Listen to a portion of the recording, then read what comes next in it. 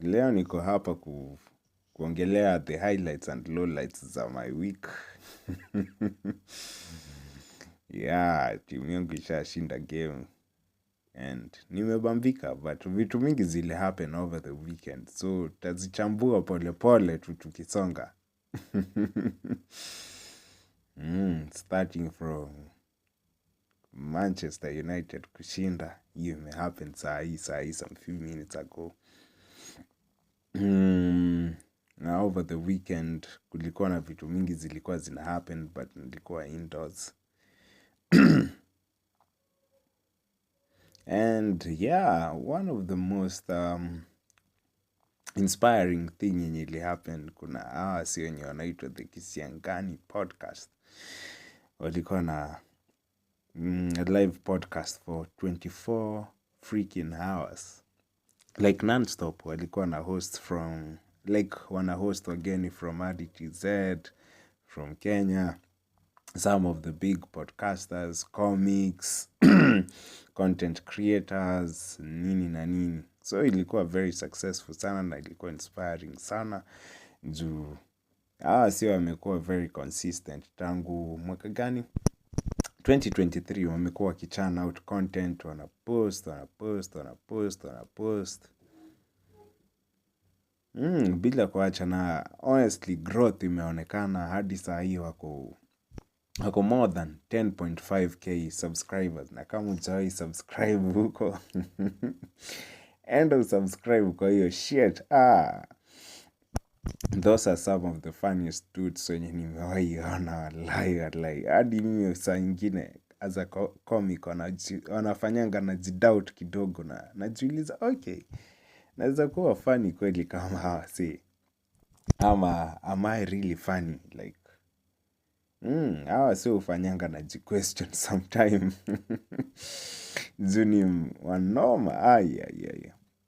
When it comes to kufanya voices, like kumimic watu, kumake jokes on the spot, puns. So hiyo tunasema kukua quick on their feet. Nini nyingine wanafanyanga huko? Kuchambua vitu, their social commentary is very good, straight to okay, on point, I mean. Na si wako up to date when it comes to information, wanajua nini na trend, nini. So tuseme their podcast is so entertaining, educating, and of course memorable and fun to watch. Mi sikuwahi jua naweza bambika kuwatch anything ama kufanya.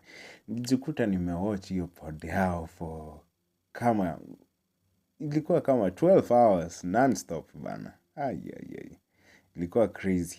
Anyway, ilikuwa more than 12 hours ama nilianza kuwatch around 11. Not 11.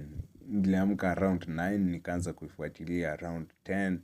Nikaifuatilia from 10 hadi 4 am. So tukipiga hesabu hiyo ni kama 24 minus 10, hiyo ni 14. 14 plus 4, 18 hours. So ni kama siku watch hizo hours za kwanza kama kama 4 na hours 2 za mwisho. Congratulations bana, hiyo shit yenu iliweza mbaya.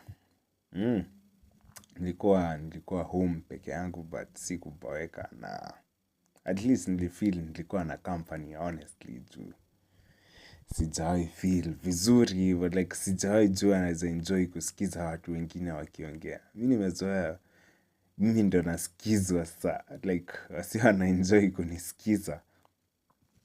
But sijawahi jua like naweza enjoy kusikiza wase wengine. Yeah, hizo stories zao zilikuwa noma sana. Like kwanza kuna say George, Mangeli na Mnene, like hawa hold back. Sijui kama alikuwa under influence of something. But say when it comes to holding back, hawajui hiyo, like hao ni free tu.